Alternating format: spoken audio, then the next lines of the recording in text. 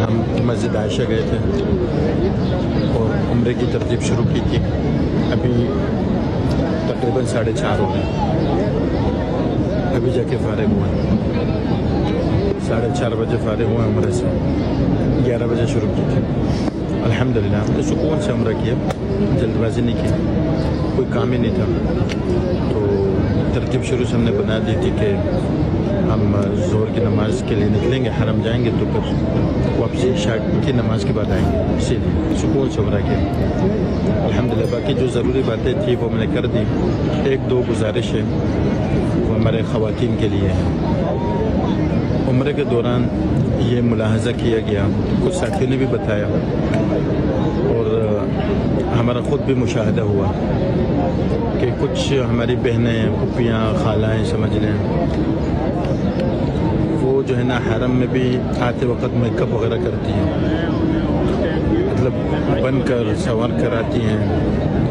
تو وہ ایسا نہ کیا کرے, اس کی ضرورت نہیں ہے. آپ بالکل نارمل جیسے آپ شادی میں نہیں جا رہی ہیں, ٹھیک ہے نا, یہ کوئی شادی نہیں ہے, حرم میں آ رہی ہے. اور حرم میں ایسا ہے کہ مرد عورتیں سب مکس ہیں, اور اس چیز کا آپ خیال کریں. نہ ہی آپ کسی کوئی گناہ کرے اور نہ ہی گناہ کا سبب بنے. مطلب اگر آپ خود گناہ نہیں کر رہی ہیں لیکن گناہ کا اگر سبب بھی بن رہی ہے تو اس کا بھی بالکل اتنا ہی, اگر جیسے ایک بندہ ثواب کا سبب بنتا ہے تو اس کو ثواب ملتا ہے, اگر ایک بندہ جو ہے گناہ کا سبب بنتا ہے تو اس کو گناہ بھی ملتا ہے. تو آپ اس چیز سے احتیاط کریں. کوئی ضرورت نہیں ہے آپ کو میک اپ کرنے کا یا کچھ اس طرح کے کرنے کا. ایک تو بس ایک یہی بات تھی, میں نے کہا کرتے ہیں. ابھی ہم مطاف میں بیٹھے ہیں, سامنے ہمارا کعبۃ اللہ ہے, دکھائیں ماشاء اللہ لوگ طواف کر رہے ہیں. اور یہ نیچے دیکھیں کیا ہے, نیچے بیٹھ کے آپ کیا کر رہے ہیں یہ بھی آپ ملاحظہ کریں.